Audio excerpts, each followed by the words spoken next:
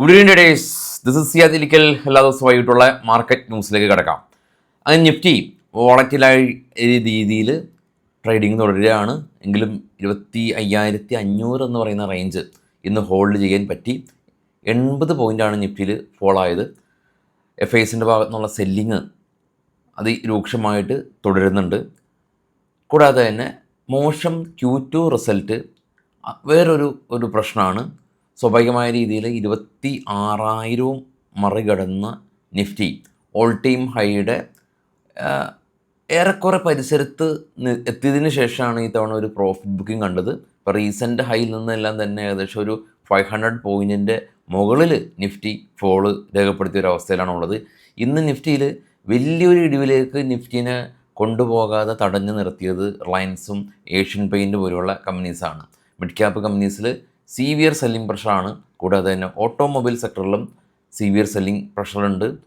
Mid cap കമ്പനീസിൻ്റെ റിസൾട്ടിന് ശേഷം കണ്ട ഒരു പ്രോഫിറ്റ് ബുക്കിംഗ് ആണ്. മിഡ് ക്യാപ്പിൽ പേടിഎം എല്ലാം തന്നെ ഇന്ന് ഏറെ ചെറുതെടുപ്പ് നടത്തി 4% ഒരു റാലിയും കണ്ടു. നിഫ്റ്റിയിൽ പ്രധാനമായിട്ടും നിഫ്റ്റിയിലെ പെർഫോമൻസ് നോക്കുകയാണെങ്കിൽ Asian paint 4.67%, Reliance 1.56%, IndiGo, MNM, Wipro തുടങ്ങിയ കമ്പനീസാണ് പോസിറ്റീവിൽ ക്ലോസ് ചെയ്തത്. ഗ്രാസിം കാണാം 6%, ഹിൻഡൽകോ 5%, Adani enterprises 4%, power grid 3%, eternal 2%. അപ്പോൾ പവർ ഗ്രിഡും എറ്റേണലും എല്ലാം തന്നെ 3 ദിവസം തുടർച്ചയായിട്ടൊരു ഇടിവിലാണ്. നിഫ്റ്റി കാണാം എത്ര അധികം വോളറ്റിലാണ്. മാർക്കറ്റ് ഫ്ലാറ്റായി ഓപ്പൺ ചെയ്തു. 25,675 ഹൈ ക്രിയേറ്റ് ചെയ്തു. സഡൻ ഫോള് 25,500 സപ്പോർട്ട് എടുത്തു. വീണ്ടും 25,600, അതായത് 100 പോയിൻ്റ് അപ്സൈഡ്. പക്ഷേ അതിനിടയിലും മൾട്ടിപ്പിൾ ടൈം നിഫ്റ്റി ഗെയിൻ മുകളിലേക്ക് പോകാൻ ശ്രമിച്ചു. ഓരോ ഹൈസിലും മാർക്കറ്റ് താഴെ പോയി. അതിനുശേഷം നിഫ്റ്റി ജസ്റ്റ് ഒരു 186 പോയിൻറ്റിൻ്റെ ഒരു ട്രേഡിംഗ് റേഞ്ചും ഒരു നിഫ്റ്റി 25,000 എന്ന് പറയുന്ന മേജർ സോൺ പൊട്ടാതെ നിൽക്കുന്ന ഒരു അവസ്ഥയിലാണുള്ളത്. നിഫ്റ്റിയുടെ ഒരു ഹണിമൂൺ പീരീഡ് തീർന്നു പോയോ അല്ലെങ്കിൽ ഇനി അങ്ങ് ഇടിവാണോ എന്നൊന്നും പറയാൻ സാധിക്കില്ല. കാരണം രണ്ട് പ്രധാന ഒരു ഇഷ്യൂ ആണുള്ളത്. നമ്മളുടെ ഈ തവണത്തെ Q2 ബലങ്ങൾ അത്ര നല്ല മാർക്കറ്റിന് മുന്നോട്ട് പോകാൻ കേപ്പബിളായിട്ടുള്ള ഒരു Q2 റിസൾട്ട് ആയിരുന്നില്ല വന്നത്. ഒന്നാമത്തെ ഒരു ഇഷ്യൂ. പിന്നെ US-ഉം ഇന്ത്യയും തമ്മിൽ, അല്ലെങ്കിൽ US-ഉം എല്ലാ രാജ്യങ്ങളും തമ്മിലുള്ള ആ ഒരു ട്രേഡ് ഡീലുകൾ പേപ്പറുകളിൽ മാത്രം ഒതുങ്ങുന്ന ഒരു കാഴ്ചയാണ് ഇപ്പോൾ കാണുന്നത്. ഗ്ലോബലി നോക്കുകയാണെങ്കിൽ ഈ പ്രശ്നങ്ങൾക്കൊക്കെ ഉണ്ടാവുമെങ്കിലും ഗ്ലോബൽ മാർക്കറ്റിൽ US മാർക്കറ്റ് അത്ര ഭീകരമായിട്ടൊന്നും ഇടിവൊന്നും രേഖപ്പെടുന്നില്ല. ഗ്ലോബൽ മാർക്കറ്റ് നമുക്ക് കണ്ടുവരാം. ഏറ്റവും താഴെ നമ്മളിപ്പോൾ ട്രേഡ് ചെയ്യുന്ന 3 യൂറോപ്യൻ മാർക്കറ്റാണ്. FTSE, CSE 40, DAX. 3ഉം ജർമ്മൻ, UK, ഫ്രാൻസ് മാർക്കറ്റുകളാണ്. ഒരു ഫ്ലാറ്റായ രീതിയിലുള്ളൊരു പെർഫോമൻസാണ് അവിടെ നിന്ന് നമുക്ക് കാണാൻ സാധിക്കുന്നത്.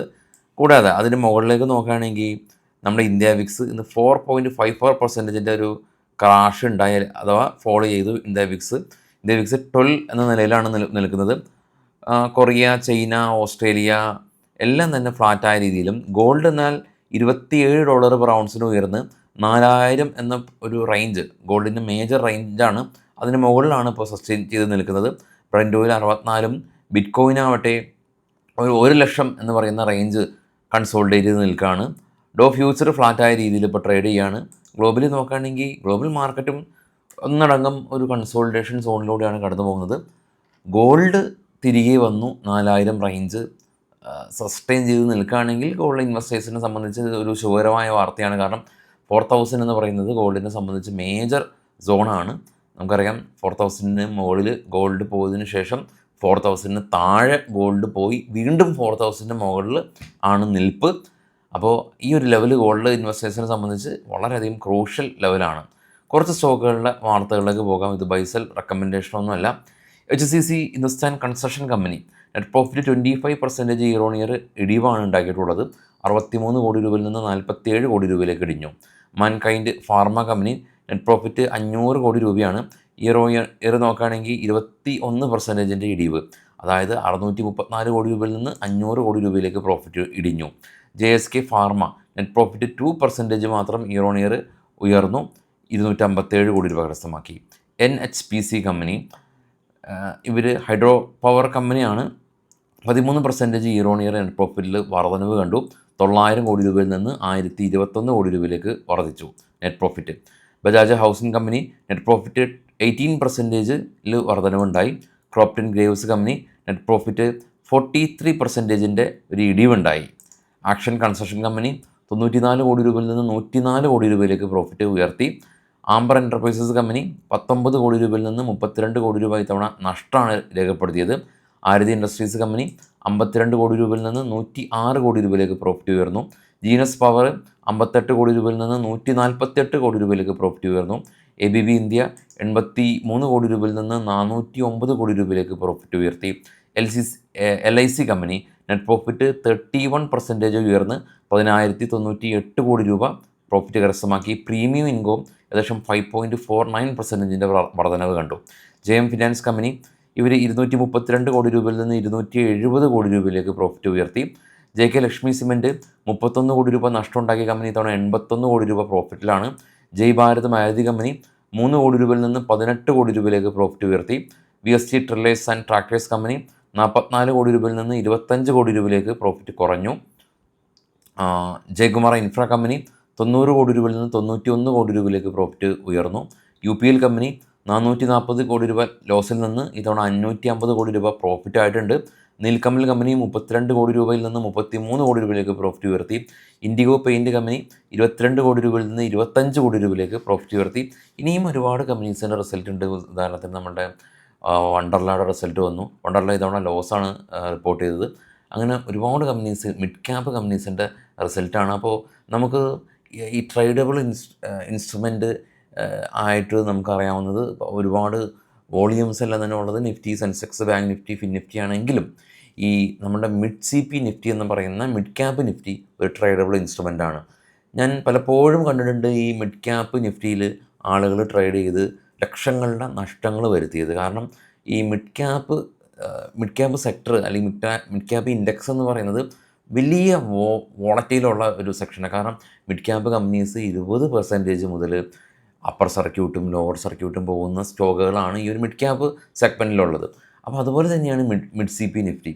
ഒരു 6 മാസം മുമ്പ് അന്നൊക്കെ ഡെയിലി എക്സ്പയറി ഉണ്ടായ സമയത്ത് ഈ ഒരു മിഡ് ക്യാപ്പ് ഇൻഡെക്സിൻ്റെ ഒരു out of the money premium 2 രൂപയിൽ നിന്ന് 100 രൂപയിൽ കൂടുതൽ പോയി. 2 രൂപയിൽ നിന്നാണ് 100 രൂപയിൽ കൂടുതൽ പോയത്. എത്ര പെർസെൻറ്റേജാണ്?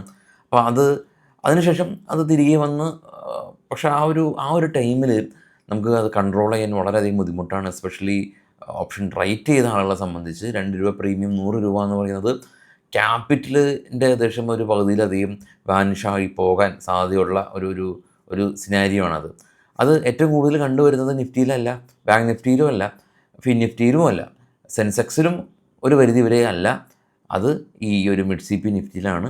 അപ്പോൾ ബൈ ചെയ്യാനായിട്ടൊരു നല്ലൊരു ഇൻസ്ട്രുമെൻ്റായിട്ട് ആളുകൾ കാണുന്നുണ്ട്. കാരണം നല്ല മൊമെൻറ്റം ഉണ്ടാവുന്നുണ്ട്. പക്ഷേ അതും ബയേഴ്സും വളരെയധികം കോഷ്യസ് ആയിട്ട് വേണം ഈ ഒരു ഇൻഡെക്സിനെ കാണാൻ. കാരണം ഇപ്പോൾ ഈ ഒരു മിഡ് ക്യാപ്പ് കമ്പനീസിൻ്റെ റിസൾട്ട് വന്നപ്പോഴാണ് ആ ഒരു കാര്യം പെട്ടെന്ന് മനസ്സിലേക്ക് വന്നത്. അപ്പോൾ അത്തരം ഇൻഡെക്സുകൾ ഉണ്ട്, വേണമെങ്കിൽ മാത്രം ട്രേഡ് ചെയ്താൽ മതി. നിഫ്റ്റി ഉള്ളത് അല്ലെങ്കിൽ ബാങ്ക് നിഫ്റ്റി ഉള്ളത് ഓപ്ഷൻ ബയേഴ്സിനെ സംബന്ധിച്ച് ആ ഒരു ഇൻഡെക്സിലൊക്കെ ഫോക്കസ് ചെയ്യാം. അപ്പോൾ മന്ത്ലി എക്സ്പയറിയാണ് ബാങ്ക് നിഫ്റ്റി ഉള്ളത് കൊണ്ട് തന്നെ കുറച്ച് അതിനെ മെയിൻറ്റെയിൻ ചെയ്ത് കൊണ്ടുപോകുക എന്ന് പറയുന്നത് വളരെയധികം കോസ്റ്റാണ് ബയേഴ്സിന്. അപ്പോൾ അതുകൊണ്ട് തന്നെ നിഫ്റ്റി ഒരു നല്ലൊരു ഇൻഡെക്സാണ്. ബയേഴ്സിനും അത് ഹാൻഡിൽ ചെയ്യാൻ പറ്റുന്നൊരു ഇൻഡെക്സാണ്. ബാങ്ക് നിഫ്റ്റിനെ പോലെ ഒരു 13 കമ്പനീസിൽ നിന്നല്ല നിഫ്റ്റിയുടെ വാല്യൂ വരുന്നത് എന്നുള്ളൊരു ഡ്രോബാക്കാണ് ഉള്ളത്. അപ്പോൾ അതുകൊണ്ട് തന്നെ നിഫ്റ്റീനെ ഒന്ന് അനലൈസ് ചെയ്യുമ്പോൾ മൾട്ടിപ്പിൾ കമ്പനീസിനെ കൂടി അനലൈസ് ചെയ്യണം. ബാങ്ക് നിഫ്റ്റി ആണെങ്കിൽ കുറച്ചുകൂടി ഈസിയാണ്. 13-12 കമ്പനിയേ ഉള്ളൂ ബാങ്ക് നിഫ്റ്റിയിൽ. അപ്പോൾ ആ ഒരു കാര്യം മാറ്റി നിർത്തിക്കഴിഞ്ഞാൽ ബാങ്ക് നിഫ്റ്റിനേക്കാൾ കുറച്ചും കൂടി ഹാൻഡിൽ ചെയ്യാൻ നിഫ്റ്റി കമ്പാരിറ്റീവ്ലി എളുപ്പമാണ് ബാങ്ക് നിഫ്റ്റി ആയിട്ട് കമ്പയർ ചെയ്യുമ്പോൾ. അതല്ല, നമുക്ക് ബാങ്ക് നിഫ്റ്റി തന്നെയാണ് ട്രേഡ് ചെയ്യാനായിട്ട് ഓക്കെ എങ്കിൽ ട്രേഡ് ചെയ്യാം. മന്ത്ലി എക്സ്പയറി ആണുള്ളത്. ഓവർനൈറ്റ് പൊസിഷൻസിൽ തന്നെ ഹോൾഡ് ചെയ്യുമ്പോൾ 1 3 വട്ടം ചിന്തിക്കുക എന്ന് മാത്രമാണ് ചെയ്യാൻ നമുക്ക് പറ്റുന്ന ഒരു കാര്യം. അപ്പോൾ എനിവേ നമ്മുടെ ചാനലെല്ലാ ട്രേഡിംഗ് സുഹൃത്തുക്കൾക്കും ഷെയർ ചെയ്ത് കൊടുക്കാൻ മറക്കരുത്. എല്ലാ ദിവസവും രാവിലെയും വൈകിട്ട് നമ്മൾ പോസ്റ്റ് മാർക്കറ്റും പ്രീ മാർക്കറ്റും ഉണ്ട്. നമ്മളുടെ ഇൻസ്റ്റാഗ്രാമിലും നമ്മുടെ ടെലഗ്രാം ചാനലിലും ജോയിൻ ചെയ്യാൻ താല്പര്യമുള്ള ആളുകൾ ജോയിൻ ചെയ്യുക. ഫസ്റ്റ് കമൻറ്റിൽ പിൻ ചെയ്ത് വെച്ചിട്ടുണ്ട്. അപ്പോൾ എല്ലാവർക്കും വീണ്ടും ഒരു ശുഭരാത്രി നേരുന്നു. Thank you.